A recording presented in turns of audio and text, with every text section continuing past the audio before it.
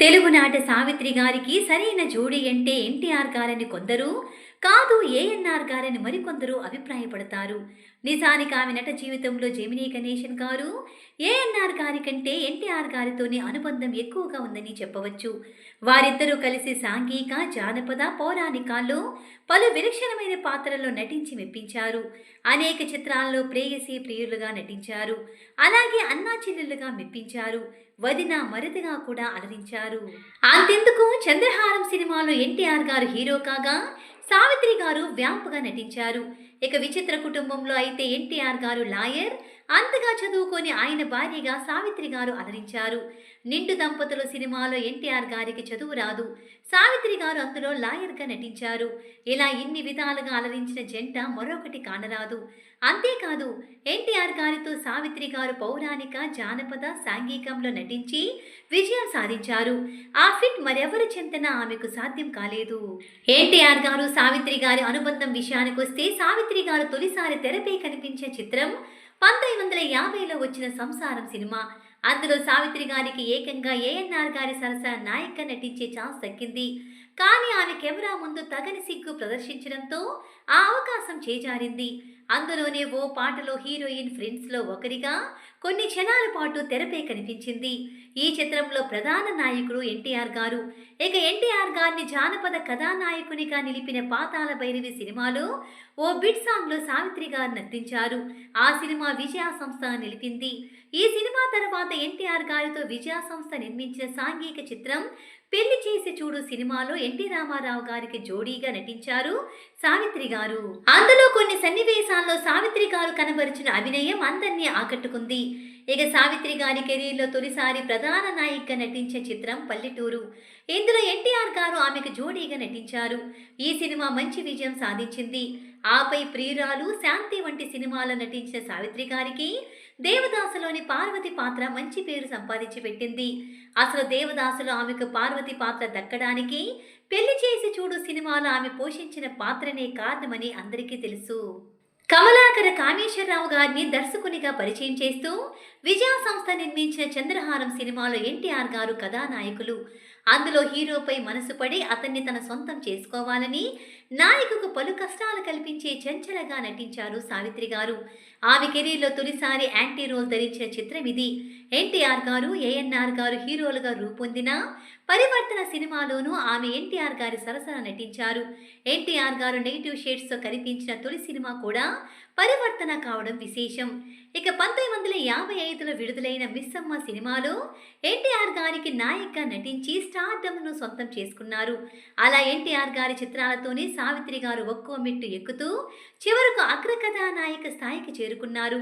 ఇప్పుడు చెప్పండి, సావిత్రి గారికి అసలైన హిట్ పేరు ఎవరో?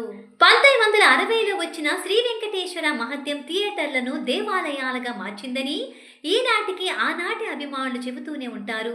శ్రీనివాసుని పాత్రలో ఎన్టీఆర్ గారు, పద్మావతిగా సావిత్రి గారు అభినయించిన ఈ చిత్రం ఘన విజయం సాధించింది. మరో విశేషం ఏమిటంటే ఆ సినిమా షూటింగ్ సమయంలో సావిత్రి గారు గర్భవతి. ఎన్టీఆర్ గారు, సావిత్రి గారు ఇద్దరు అభినయంలో సరైన జోడని ప్రతీతి. ముఖ్యంగా వారి భారీ విగ్రహాలు కూడా జంటగా నటిస్తే చూడముచ్చటగా ఉంటాయని సమకాలీన నటీనటులే అనేవారు. అయితే ఎన్టీఆర్ గారు, సావిత్రి గారు నటిస్తే ఆ పాత్రలే కనిపిస్తాయి కానీ వారు కనపడరు. వారిద్దరి జోడీని అభిమానించేవారు సైతం ఆ పాత్రల వావి వరసలు అంతగా పట్టించుకునేవారు కారు. 1962లో విడుదలైన రక్త సంబంధం సినిమాలో అన్నా చెల్లెలుగా నటించారు రామారావు గారు, సావిత్రి గారు. ఆ చిత్రానికి ముందు వచ్చిన గుండమ్మ కథలో వారిద్దరూ భార్యాభర్తలుగా అభినయించి అలరించారు. ఇక ఆ తర్వాత వచ్చిన ఆత్మబంధువు సినిమాలోనూ ఎన్టీఆర్ గారు నాయికగా, సావిత్రి గారు కనిపించారు. ఈ 3 చిత్రాలు రజతోత్సవం జరుపుకోవడం విశేషం. అంటే ఎన్టీఆర్ గారు, సావిత్రి గారు తెరపై తమ పాత్రలుగా కనిపించారే తప్ప హిట్ పేరన్న చట్రంలో ఇరుక్కుపోలేదు. 1965లో కేవలం వారం గ్యాప్లో ఎన్టీఆర్ గారు, సావిత్రి గారు జంటగా నటించిన నాది ఆడ జన్మే, పాండవ వనవాసము విడుదలయ్యాయి. 2 సిల్వర్ జూబ్లీ హిట్స్ కావడం గమనార్హం. ఎన్టీఆర్ గారి సొంత చిత్రాలు ఉమ్మడి కుటుంబం, కోడలు దిద్దిన కాపురం చిత్రాల్లో ఆయనకు వదిలిగా నటించి అలరించారు సావిత్రి గారు. ఎన్టీఆర్ గారు స్వీయ దర్శకత్వంలో నటించి నిర్మించిన వరకట్నం సినిమాలో ఆయనకు అక్క వరస పాత్రలో మెప్పించారామె. అదే ఏడాది ఎన్టీఆర్ గారు 'విచిత్ర కుటుంబం' సినిమాలో ఆయన భార్యగానే నటించి ఆకట్టుకున్నారామె. ఇక 1965 సంవత్సరం దాటిన తరువాత నుంచి సావిత్రి గారు బాగా బరువు పెరిగారు. దాంతో ఆమెతో అంతకుముందు పలు చిత్రాల్లో నటించి విజయం సాధించిన నాయకులు సైతం జంటగా నటించడానికి అంతగా ఆసక్తి చూపించేవారు కారు. ఆ సమయంలో ఎన్టీఆర్ గారితో పలు చిత్రాల్లో నాయికగా నటించారు సావిత్రి గారు.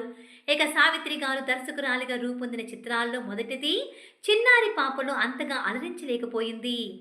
అయినా ఇదే చిత్రాన్ని తన భర్త జెమినీ గణేశన్ గారు, వాణిశ్రీ గారు, జానకి గారు ప్రధాన పాత్రలుగా తమిళంలో 'కులందై ఉల్లం' సినిమాగా రూపొందించారు. అది అంతే సంగతులన్నది. తరువాత రామకృష్ణ గారు, చలం ప్రధాన పాత్రలుగా 'చిరంజీవి' అనే సినిమాకు కూడా సావిత్రి గారు దర్శకత్వం వహించారు. ఈ చిత్రం కూడా ఆకట్టుకోలేకపోయింది. ఆపై 'మాతృదేవత' కథతో సినిమా తీయాలని ఆశించారు సావిత్రి గారు. ఆ చిత్ర కథను ముందుగా ఏఎన్నార్ గారికి వినిపించగా ఆ కథపై ఆయనకు అంతగా నమ్మకం కుదరలేదు. దాంతో ఎన్టీఆర్ గారి దగ్గరకు వెళ్లిన సావిత్రి గారికి మరో మాట లేకుండా ఆయన కాల్ షీట్స్ సర్దుబాటు చేశారు. ఆ సినిమా శతదినోత్సవం జరుపుకుంది. సావిత్రి గారి డైరెక్షన్లో 100 రోజులు చూసిన ఏకైక సినిమా 'మాతృదేవత' కావడం గమనార్హం. సావిత్రి గారు తెలుగులో నటించి అఖండ విజయం సాధించిన 'మోగ మనసు' సినిమాను తమిళంలో స్వీయ దర్శకత్వంలో శివాజీ గణేశన్ గారు హీరోగా 'ప్రాప్తం' పేరుతో రూపొందిస్తే అట్టర్ ఫ్లాప్గా నిలిచింది. ఈ సినిమా ఎన్నో రోజులకు విడుదలయ్యింది. ఎన్టీఆర్ గారు, సావిత్రి గారు జంటగా నటించిన చివరి చిత్రం 'నిండు దంపతులు'. కె. విశ్వనాథ్ గారి దర్శకత్వంలో రూపొందిన ఈ సినిమాలోని సావిత్రి గారు చివరిసారి నాయికగా నటించారు. ఈ సినిమా తర్వాత 'ప్రాప్తం' వచ్చినా అది అంతకు ముందే ఎన్నో రోజులుగా షూటింగ్ జరుపుకొని విడుదలయ్యింది.